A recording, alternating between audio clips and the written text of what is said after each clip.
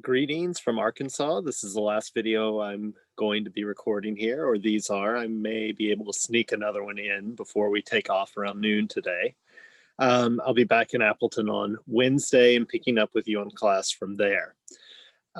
So today, this week, we're talking about some more specific or um, less kind of broad mental states or mental faculties. So last week, if you think about it, we were talking about perception and attention. These are, perception is with us on kind of a daily basis. If we think about our experience of the world, I think visual experience is very central to that. Um, Also, of course, we're linguistic creatures, so processing of language, as we discussed last week, is also very central to our human experience. And then, of course, attention is a kind of omnipresent mental state. We're always attending to different of our mental states.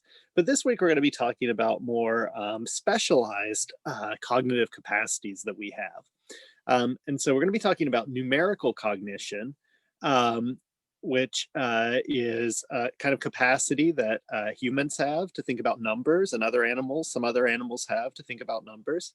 But of course, it's not as widely shared a cognitive feature as is, for example, perception or attention. And then we'll also be talking about later this week moral cognition. And so the kind of moral cognitive realm is definitely a very higher order human kind of capacity for thought. So we'll be talking about that with the other video and in our discussions later in the week. So today's video is about numerical cognition. So this really relates to two of the articles that you have as readings this week. So one is by Nancy Wynn. And so that article is looking at the capacities for cognition that children have. And then the other is by someone with the last name Gordon and a series of other authors, but I think Gordon is the main author here.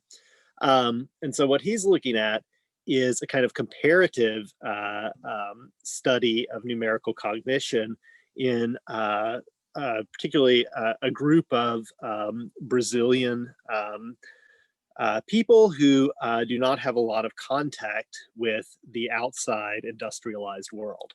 And so he's looking at these people who have this very unique kind of numerical cognition, and we'll be talking about that in the later part of today's presentation. But to start out with, I want to sort of discuss how numerical cognition relates to humans and other animals. So I want to begin, well, first of all, I'm going to give you an outline. So first we're going to talk about is the idea of a distinction between acquired number concepts and innate number concepts. Okay, let's go back.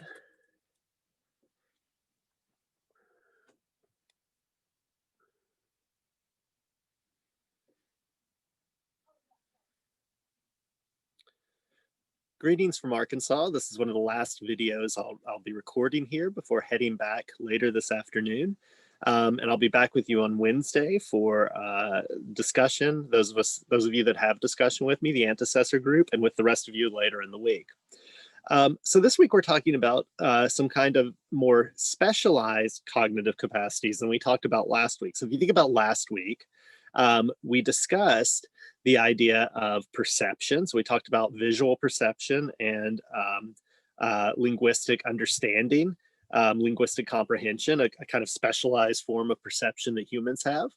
And then we also talked about attention. If we think about these mental capacities, they're obviously quite obviously part of our mental lives, right? So we are perceptual creatures. We experience the world visually. Our visual experiences of the world around us. Right now, I'm looking at a lake. I'm looking at some trees and so on. That's all very central to my experience of the world. And of course, us human beings as language using creatures, language processing, understanding what other people mean when they speak to us is very central to our cognitive experience. Similarly, attention is something that we experience quite often, either a lack of attention to our mental states or else focusing in on what we're thinking about specific things. I think attending to our mental life is kind of common component of our experience, certainly in this class at least. So these are more general features of cognition that we were talking about last week. They're kind of cognitive features, well, attention and perception that are shared between us and lots of other creatures, not language use, of course. Um, but this week, what we're going to be talking about are some kind of more specific, more limited, maybe, less commonly shared with other creatures, cognitive capacities. And so we're going to be talking about numerical cognition and moral cognition. So those are our two topics for this week. So these are more of the kind of higher level, if we want to use that terminology, cognitive processes, which are more distinctive to human beings. So the first one we want to talk about is numerical cognition. Essentially, this lecture relates to two of the readings that you had for this week. So that is the reading by Wynne and the reading by Gordon. And I'll introduce how those two articles relate to this topic in just a minute. So here's an outline of what we're going to discuss today. So first of all, I'm going to introduce a kind of distinction between acquired number concepts versus innate number concepts, okay?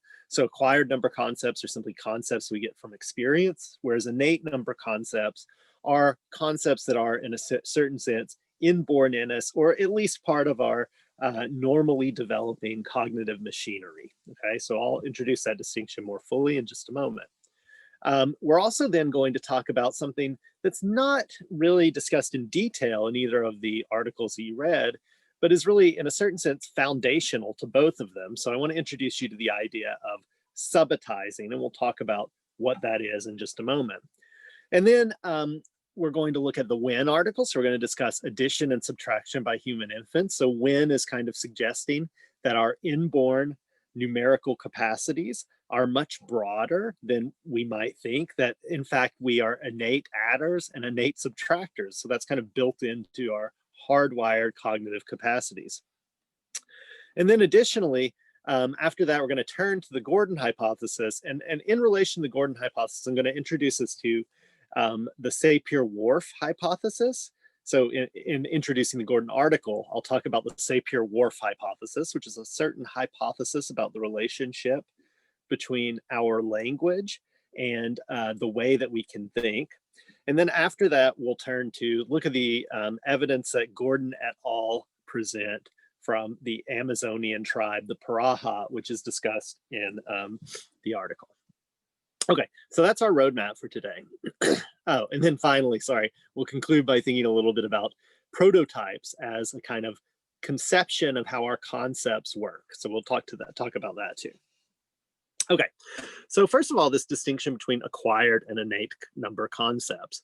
So I'm not going to do much more than point to this distinction, but I think it's fairly obvious that some of our number concepts are acquired through experience, maybe acquired through math class, right? 4,337 is not sort of a concept that you can directly observe, but we can count up to that. We have to sort of build to that. It's not presumable to think that humans have this kind of innate concept of 4,337, because where would we have developed such a concept in the kind of environments that defined our hominid ancestors, where you essentially lived amongst a tribe of, maybe 100 people. So that concept, is presumably not built into us innately. Other kinds of concepts like -12 require, or 0.5 or infinity or pi, all require some kind of cultural apparatus through a kind of mathematics, a kind of practice of mathematics, which only some cultures have and is not innate to human beings, that kind of higher level mathematic capacity. It's something that seems to be built in certain cultures. But some of our natural number concepts, on the other hand, may be innate, okay? So some of our natural number concepts may be inborn in us or built into us. And so one theme for today is going to be looking at some of the evidence for innate number concepts, and also looking at the ways in which anthropological evidence may show that some of our numerical capacities are acquired through experience. And if you're not in the right sort of situation, then you're not going to be able to end up thinking of numbers in a certain kind of way. So that's one key distinction that we're going to be looking at. Now, in thinking through this I want to start from one of the most kind of fundamental assumptions about the capacity for innate numerical thinking that's built into humans and some other animals. And that is the capacity of subitizing. So what is subitizing? Well, subitizing is just the capacity that humans and other organisms have to innately, it's an innate capacity to perceive small numerosities. So what does that mean? A numerosity is the number of a group of items, okay? So a group of three things, right? So if you think about like the collection of my coffee cup, my iPhone, and my headphones, right? Let's assume the headphones are just one item, that they're connected together. So if we think of those three things, and that group of items has a numerosity of three, right? Whereas maybe something like the Eiffel Tower, my car, a party barge, and a duck all would constitute would have a numerosity of four things. Okay, so the numerosity is just the numberness of a group of items. Okay, and again, what subitizing suggests is that humans and other organisms appear to have an innate capacity to perceive small numbers, and this innate capacity is called subitizing. So if we look at this diagram for A and B, the idea is in looking at A, you can see its threeness. So simply by looking at it, you can see that there are three stars there. You don't have to count them. You just perceive their threeness, the threeness of that group. Now, if you look at B, on the other hand, the thought is that you actually have to count these stars. You have to count 1, 2, 3, 4, 5, 6 to arrive at the correct number 6.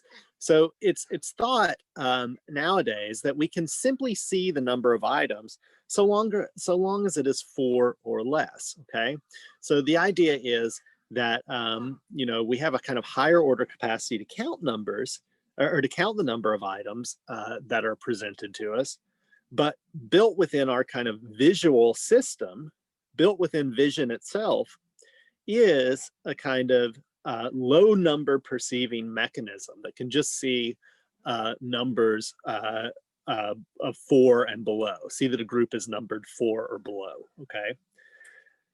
So what is some of the evidence for this kind of separate way of acquiring number? So what is the evidence for this?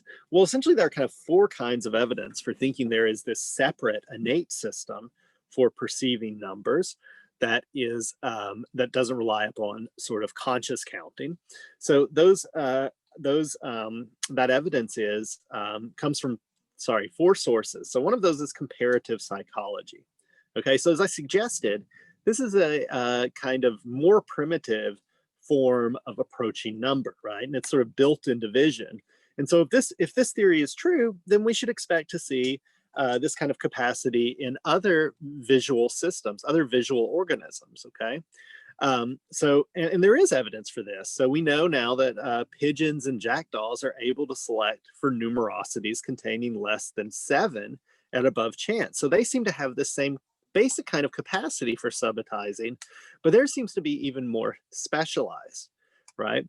It's also known that dogs and other animals have this, and though their capacity for subitizing is more like ours and not as developed as the pigeon or the jackdaws. And also, in addition to this kind of comparative evidence, this evidence of this is found in other creatures with advanced visual systems. There's also a good evolutionary explanation for why this mechanism would exist, for why organisms would have evolved this capacity. And that really rests upon feeding and fighting contexts. So if we think about the pigeons and the jackdaws, how do they mostly survive? Well, essentially, they mostly survive by eating insects and fruit, right? Berries and things like that from trees, seeds and so on. So they are foragers, right? And so now if you think about foragers in an environment trying to decide where to forage, and they're presented with like 2 berry bushes, for example, it may be that summing up, that there are at least 7 berries on this other tree, while there's only 4 on this first one, is an evolution. Being able to sum that up quickly, just to see that information, is evolutionarily benefit, right? Is an evolutionary benefit. They may not be able to forage for so long, so they should spend that foraging time in the most concentrated berry place. And so this seems to make good sense for feeding context for foragers. Additionally, we can think about fighting context. So I mentioned that dogs also seem to have this capacity. So dogs are pack animals. And if we face another pack, a pack that we're not allied with, right? Like a pack of dogs sees another pack of dogs, in summing up whether to fight or flee, it can be helpful to get a good sense of how many predators or how many enemy dogs are in that other group, right?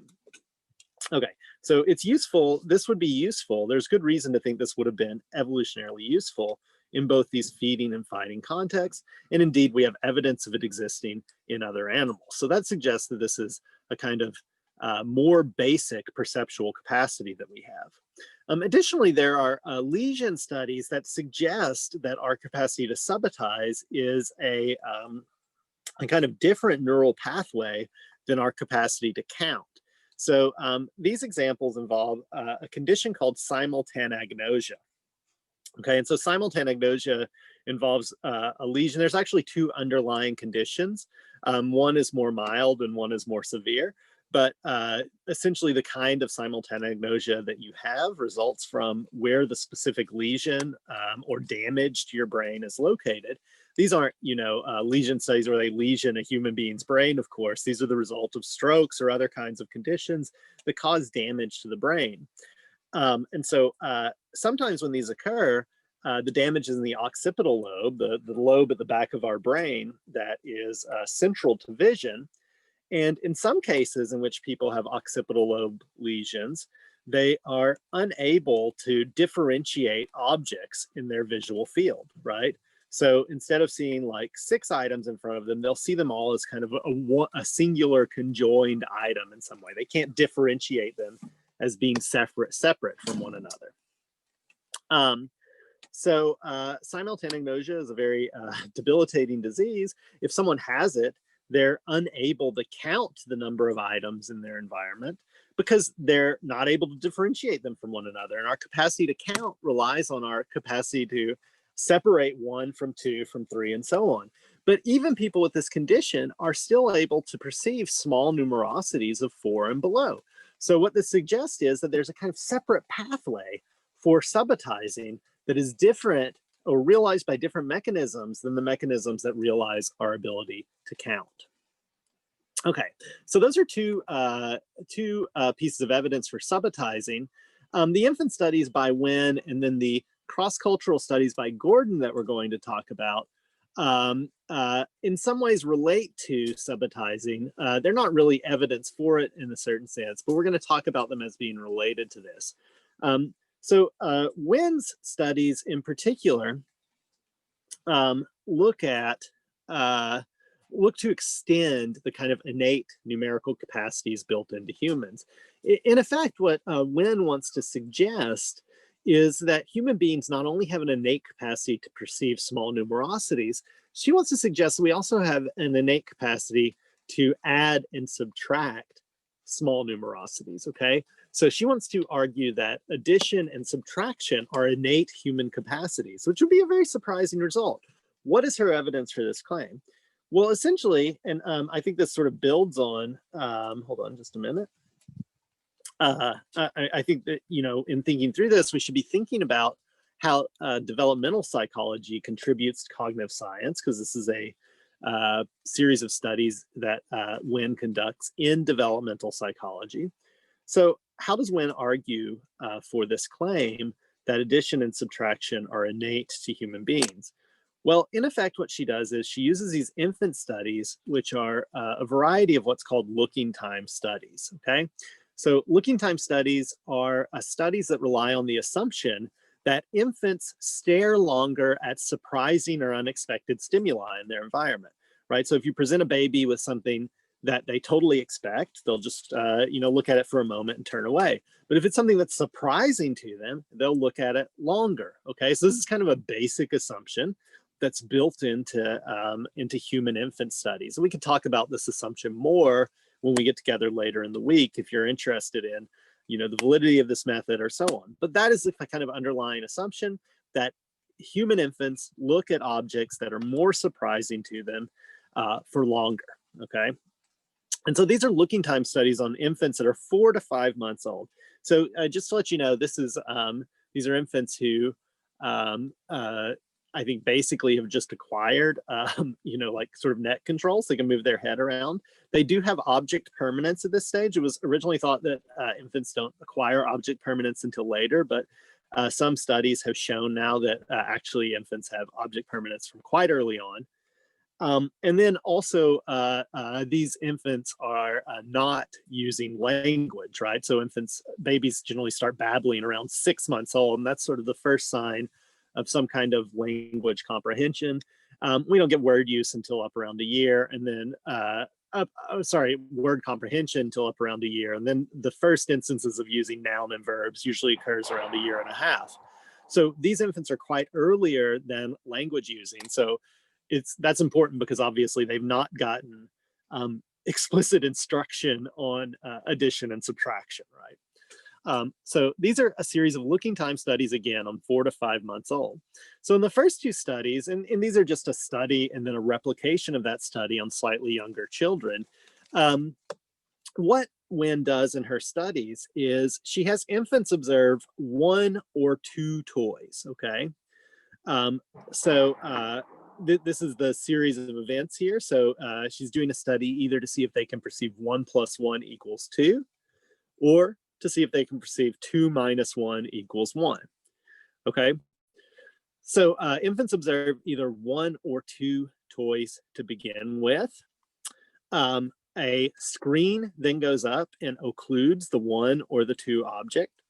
A hand comes out from the side of the screen and places another toy of the same type behind the screen. That's in the addition condition. So in the addition condition, there will be 1 original object. A hand will come out and place 1 more object. And then the screen will drop, and there will either be 2 objects there, which is the expected outcome, or there will be only 1 object there, which is the unexpected surprising outcome, right? And so now we look and see, do children stare longer at the surprising outcome, the outcome when there's only 1 object there instead of 2, which would suggest they expected there to be 2 objects after the hand had added 1 more, which would suggest they have some capacity for addition. Subtraction case works in a similar way, right? So there are 2 objects, screen goes up, hand comes out, removes 1 of the objects from behind the screen drops, there's either 1 object there, the expected outcome, or there are 2 objects there, which is the surprising outcome, right? I think it goes without saying that, built into this setup, there's a trap door that the experimenters can manipulate when the screen is up. Okay, so what we're looking to see is if the children are violated, or sorry, excuse me, if the children are surprised when either the addition condition is violated, the addition expectation is violated, or the subtraction expectation is violated.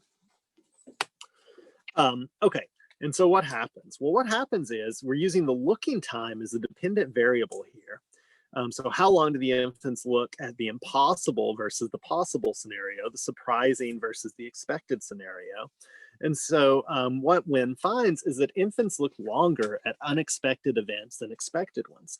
Thus, if they are able to compute the numerical results of these arithmetical operations, they should look longer at the incorrect than the correct results, right? So these, again, are the core assumptions. And so what Wen finds is that the children do look longer at the surprising outcome. So if you look at this graph, here is 1 + 1. So in this case, what the LT stands for there is, here's the legend, is this is looking time, right? So the bar graph marks looking time, and this is when 1 object is there, it's gray then, and when 2 objects are there, it's this greenish color.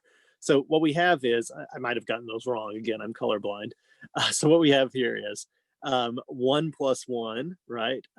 So in the case where 2 items occur, this bar, the children look less long, right? About 1 second less long than the surprising case in which there's only 1 object there. If, on the other hand, there are 2 objects, and then 1 is taken away, well, in that case, the surprising outcome or the unsurprising outcome is the one in which there is just 1 object remaining, and children look in that condition a little more than 9 seconds. But when there are 2 objects left, which is surprising, they look more than 12 seconds. So there's a significant difference in infants' looking times in both of these conditions.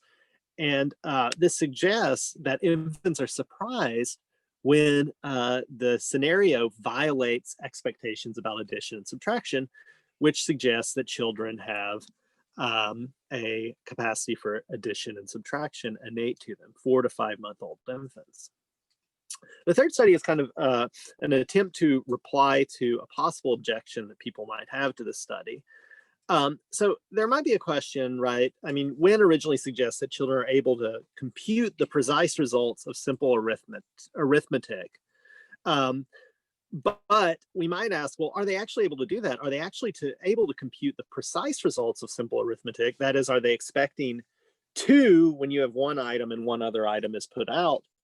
Or are they only expecting that addition and subtraction should result in change? So there should be some change after addition and subtraction, right? Because if we go back to this previous study, back here, right, in the surprising scenario, there's simply no change in both of these conditions. We still have 2 items left there. So what could be surprising is no change, okay? So I want to show that that's not the case, that children are actually getting the correct response. So what do they do in this other study? Well, what they do is they place an object out in the case, the screen comes up, right? A second object is then added, okay? And the hand leaves empty. So then the screen drops. And so the question is, okay, and so what they find behind it is, in one case, there are 2 items there, but in one, there are 3. So in either case, you have a change, right? So if children are just surprised by change, you shouldn't have, or by the lack of change, you shouldn't have any surprise here, right?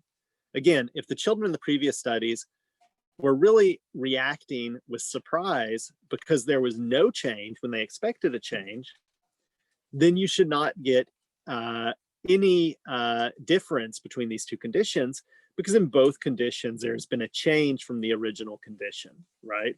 The way things were originally with just 1 has changed. In one case, there are 2. In the other case, there are 3. But if they're doing a kind of specific addition formula in their head, right, then they would expect 2. And now if there are 3 items there, that would violate the expectations. And you actually should get longer looking time for the condition in which there are 3 items out there rather than 2 after 1 more has been added to 1. Okay, and that's basically what Wynne says here. And in fact, this pattern was indeed observed, showing that they were surprised when the addition appeared to result in 3 items, right? So this suggests that they, in fact, expect there to be precisely 2 items, not just more items, right? Instead, children seem to be doing some kind of precise addition. 1 + 1 = 2, not 3, okay? So, and this again is Wynne's conclusion. The results from the 3 studies support the claim that 5-month-old human infants are able to compute the precise result of simple arithmetic operations, okay? So again, I'm going to read that one more time, and I want you to think about this and see whether you think this is true or not. I think we should spend some time talking about this later in the week. So again, the results from the 3 studies support the claim that 5-month-old human infants are able to compute the precise result of simple arithmetic operations, okay? Addition and subtraction are innate to humans, Wynne wants to claim. Okay, and I think on Friday we can take up some of these questions. Is looking time a good measure for what infants are thinking? Do these studies actually demonstrate that 5-month-old infants are able to perform mathematical operations? If children are able to add and subtract, so what? Does that change anything that we fundamentally thought? And then how might we account for these findings using our kind of 2-system view of the human mind, or is that just totally irrelevant to these findings? Okay, I want to turn now to the discussion of the findings from the cultural anthropologists or the anthropologists looking at the Praha tribe in the Amazon. And in introducing this theory, I want to talk just briefly about another theory that's alluded to within the second paper. So this thesis is called Whorf's hypothesis, right? This is what the author calls it, Whorf's hypothesis. It's also known as the Sapir-Whorf hypothesis. It's based on the research of a American named Benjamin Whorf, who lived in the 20th century. Benjamin Whorf was originally a kind of claims adjuster for an insurance company, and his job in particular was in inspecting arson damage to see if it was accidental or caused by someone who stood to collect money from the fire. In doing this, he spent a lot of time looking at the way in which different people would wire houses, early 20th century, and thinking about the ways in which engineers or electricians talked about electricity and how that affected their thinking about electricity. And over time, he developed, or thinking about wiring in general. So over time, he developed this kind of theory. He started thinking about this as, kind of pet theory on his own time at first. And his theory was that essentially language affects the way different speakers conceptualize the world. And he thought this in a very deep sense, like language actually affects what we can think, right? And he ended up formulating these very convincing arguments for this claim. He subsequently was his work was appreciated by this philologist, a kind of person who studies language, working at Yale. And ultimately, Whorf began an academic career at Yale. So there are two versions to this theory. So the two versions are this.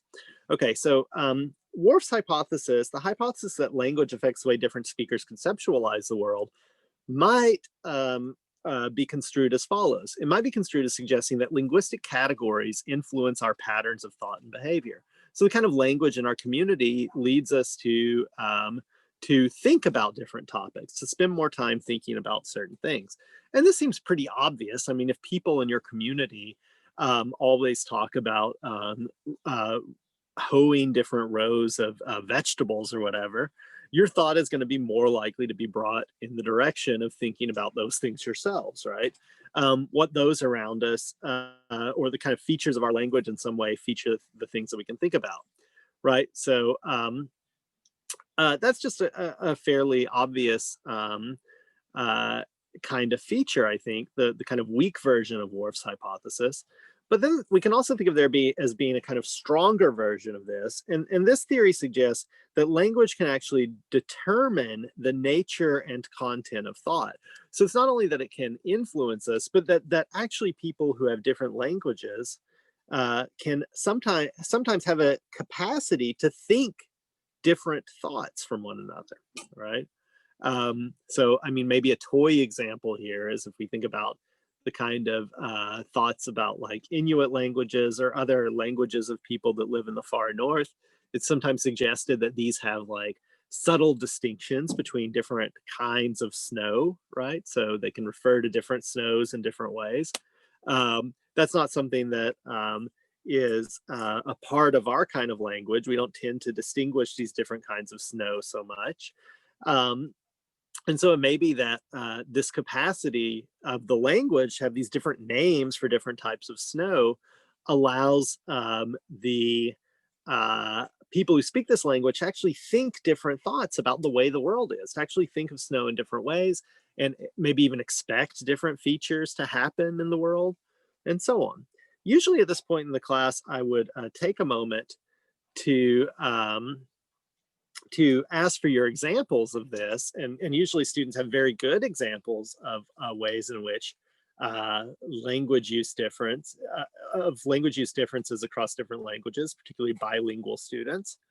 And oftentimes students, will point to some really compelling examples of thinking that these differences can influence the way that we think. I think we should talk about that when we get together later in the week. But for now, I'm just going to turn to these two specific questions that are posed by this kind of stronger hypothesis, the stronger version of the of the Sapir-Whorf hypothesis. Sorry. So again, the Sapir-Whorf hypothesis says, the stronger version says, language actually determines the nature and content of our thought, and we can fill that out by saying, in some cases, linguistic resources either allow us to think thoughts that others who don't speak that language can't think, or prevent us from thinking certain thoughts that others can.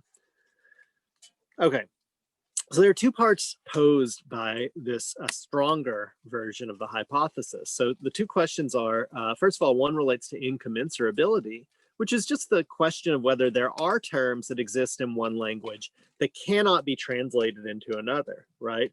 If every term in one language can be translated into another language, then it stands to reason that even if I don't have the kind of basic semantic elements for allowing me to think some thought that the speaker of language B has, I could still like put together the components of my language to get to that other idea. So incommensurability is, first of all, the claim, the question as to whether there are terms that exist in one language that cannot be translated into another. That would seem to be an initial condition for the Sapir-Whorf hypothesis holding for two languages. And then the other question is inconceivability. And so that question is just, does the lack of such translation preclude speakers of one language from entertaining concepts that are encoded by the words or grammar of the other language, right? So if we actually show that there are these differences, these incommensurable features between languages, you can't translate the one language into the other without remainder, then there's a separate question, does the lack of that translation preclude the speakers of one language from entertaining concepts that are encoded by the words or grammar of the other? And so typically here, we would pause again to hear what you think about this. I look forward to that later in the week. Now, I think each of these questions, again, has real bite, I alluded to this a moment ago, only when it comes to the basic vocabulary and concepts, right? So again, if I can build up to your concepts from other concepts that I have, even if they're not basic to me, then that's not so surprising. And again, like, you know, there are examples, obviously, in which in one language they have a concept for something and are able to think about it, using just like basic words in a way that they're not able in the other language, right? So I think, for example, of the Japanese word natto, which is a kind of fermented bean paste, right? So Japanese people who are language speakers who grasp this name natto are able to think certain natto-related thoughts that English speakers who lack that concept, they don't even know there's such a thing. They lack that concept, right? But I can just tell an English speaker, oh, it's fermented bean paste, and then they're able to think those same thoughts, presumably. So these two hypotheses, the Sapir-Whorf hypothesis, the two questions that underlie it, would really have bite if this relates to very basic concepts, like concepts such as color or the nature of objects, or feelings, maybe emotions in some way. Things that can't sort of be built out of more simple concepts. And the one we're going to look at related to all this is the concept of number. So our concepts of number, our number words, are basic concepts. And if lacking those number words really impacted your capacity to think about numbers, that would be something really interesting to discover. So are there incommensurabilities in the number words that people have? Are basic number words unable to be translated in some instances from one language to another? And then does that impact how people are really able to think or cognize? And I think that the Paraha paper suggests that this is the case for numerical concepts, fairly basic numerical concepts like 7. Okay, so this paper, which again could be seen as an argument for a version of the Sapir-Whorf hypothesis, discusses the Paraha, who are an isolated group that live along the Mackay River, which is a tributary of the Amazon in lowland Brazil. Okay, they consist of a few tribes up and down the Amazon River basin. I think the number of these people is below 1,000. I have this in my notes, but I'm not looking at those on the PowerPoint right now. And I think that they are able to, I mean, they live in small groups of like, a couple dozen to 100 people. Okay, so these people very much live like our ancestors before before the agricultural revolution. So they still live on hunter-gathering. They do have some contact with the outside world. There are some tribes still in the world who don't have any real relationships with the external world. But these people, the Praha, do trade with cultural Brazilians using a pigeon system, though they reject both Brazilian culture and the Portuguese language more generally. So they're in a fairly isolated situation, but not maybe entirely isolated. Okay, so the Paraha, one interesting feature of the Paraha is their number system. So their number system is quite impoverished. So it contains words for only one, two, and many. And we'll actually talk about whether there's any real sense in which they have words for what we consider one, two, and many, or whether one, two, and many are just the closest analogs we can conceive for the number words that they do seem to have. This is just this other point. Unlike our number system, these may not even be true categories, but mere prototypes, right? So they may not even be like our concept of one or like our concept of two, and we'll talk about that in a moment. In earlier work, Frank et al. From 2004, the paper you read is published in 2008, had thought that the Paraha were unable to do direct matching tasks for numerosities over 7, I think. But in the current studies that you're going to be looking at in this paper for today, they've tried to replicate this, and they actually found that no, the Paraha are able to do that matching work on these larger numerosities. But what they're unable to do is to remember numerosities and come back to them a few minutes later and put them out again. So the way these studies work is, right, you'll put like a number of batteries, like 7 batteries in front of a particular Paraha experimental participant.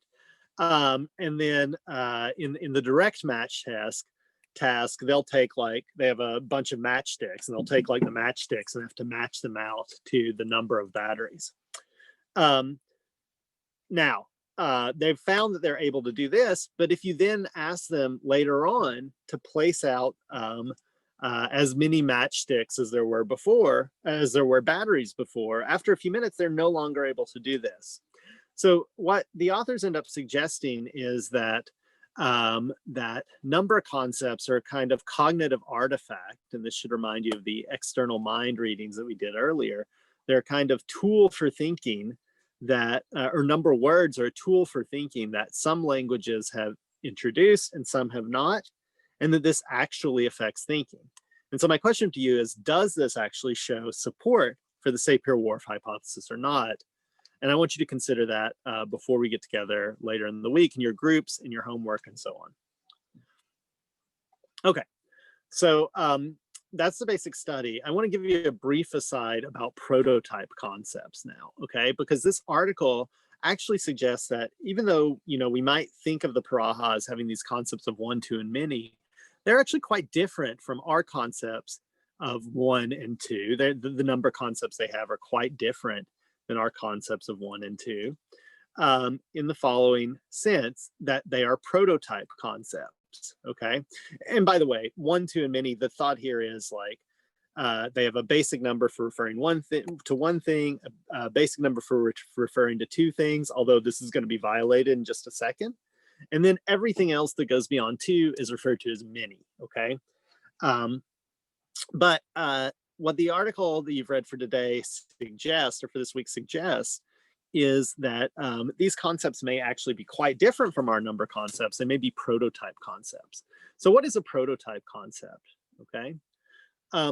Well, we might start out by thinking, that a concept is like definitional. So I'm going to remove this.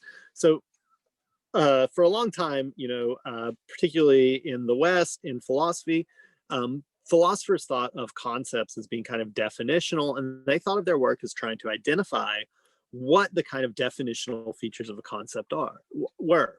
So one example of this is the concept of knowledge, and philosophers were trying to identify what are the necessary and sufficient conditions for someone having known something. What states have to obtain when we hold that they actually know this thing. And there are ways to construe this in which we might be thinking here about a definitional question. And so if that's the case, then what we're going to end up with is some kind of specific definition that applies to all instances in which someone has knowledge and to none of the instances in which someone does not have knowledge. And so philosophers famously thought for a long time that that the definition of knowledge is justified true belief. Okay, and so if these philosophers are correct about our knowledge concept, then the idea here is that there are these specific boundaries for when something counts as knowledge, and every instance is either knowledge or not knowledge. Okay, every instance of belief. Okay, it's kind of traditional conception. In the past, 50, 60 years, a kind of different view of concepts has arisen, originally based on the work of the philosopher Ludwig Wittgenstein, but then broadening out into psychology. A lot of psychologists now defend this view. And so this view is the view that concepts are not definitional, but instead prototypical. Okay, so according to this prototype theory of concepts, whether or not an item falls under a certain category, and so whether or not it satisfies a certain concept, comes in degrees. Okay, so something can be more or less an instance of knowledge. It's not an either or on-off kind of thing. And so here are some other examples. There may be no hard or fast answer as to whether some particular activity counts as a sport or a game, right? The concept may be vague. It may have vague boundaries, right? So it may come in degrees. Something may be more of a sport than something else, right? Or it may be less of a sport. Additionally, on this kind of prototype view, concepts are relative or context sensitive. So if we think about a particular individual, that individual may be more like a good citizen if we compare them to a criminal, right? So if we've just been thinking about criminals, we say, Bob, is Bob a good citizen? Then according to the prototype theory, since comparisons to sort of exemplars or key instances of the category are key, now we're considering Bob in comparison to these criminals. We say, yeah, Bob is a good citizen. But now if we're thinking about Bob in relation to a kind of like selfless soldier who throws themselves on a grenade to protect their fellow soldiers, right? Now we ask, is Bob a good citizen? Well, now maybe we say, Bob isn't such a great citizen, right? So a good citizen may be a prototypical concept, and if so, then whether or not Bob counts as a good citizen may depend upon who we've just been contrasting him with. Okay. So more on this point, according to the prototype theory of concepts, whether or not an item falls under a certain category, and so whether or not it satisfies a certain concept, comes in degrees, okay? Wait, just a sec.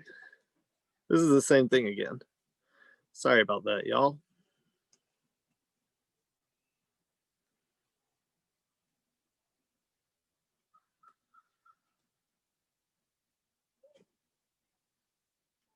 Okay, back on track now.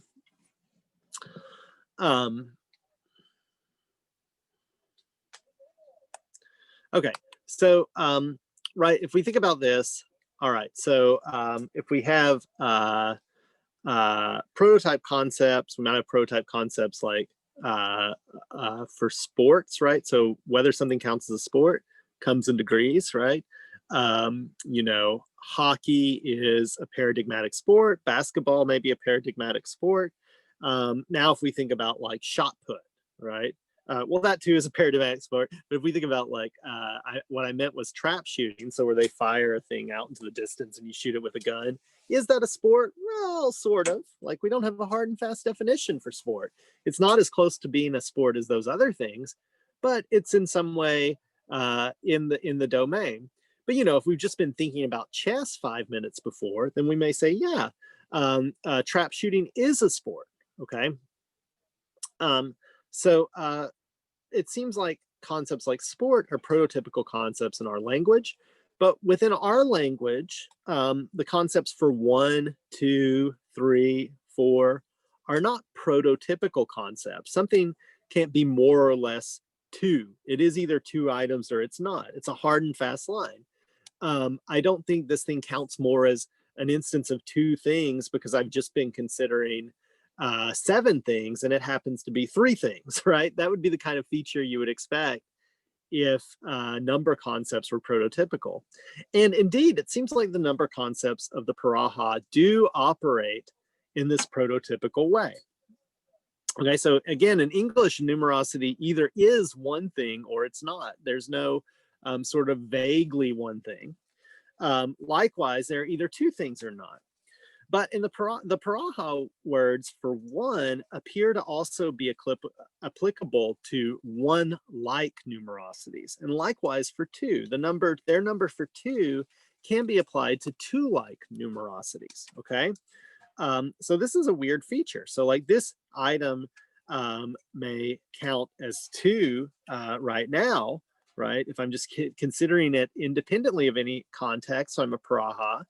But now when I compare it and contrast this large heap of beans, then this item suddenly becomes 1. The word 1 applies to it, okay? And so that is a weird feature of the Paraha quote unquote number concepts. We might question whether they actually are number concepts at all, or if there's any sense in which they have number concepts. Okay, so it seems like for the Paraha, numerical concepts are relative, context-sensitive, prototypical concepts, right? And so here is a report of them applying the word 1 when counting up versus when counting down, and the word 2. So the dark black is application of the item 1. If you present them with 1 thing, counting up, and then present them with 2 things, they first use the concept 1, then they use the concept 2. Then some of them use the concept 2, some of them start using the concept for many. And then the concept for many, the use of concept for many continues to go up in that top graph as we increase in quantity. But if you count down, they start out using many, some of them using 2, and then 2-ness builds, and then you get into like full-blown 2-ness almost around number 6, and then people start shifting into using 1 such that by the time you've counted down to 3, everyone is referring to that number of 3 items as 1, okay? So these do not look like our number concepts, and that's very interesting. So continue to think about these concepts as you go through the reading, as you work on your homework, and we will talk about them on Thursday and Friday. Goodbye.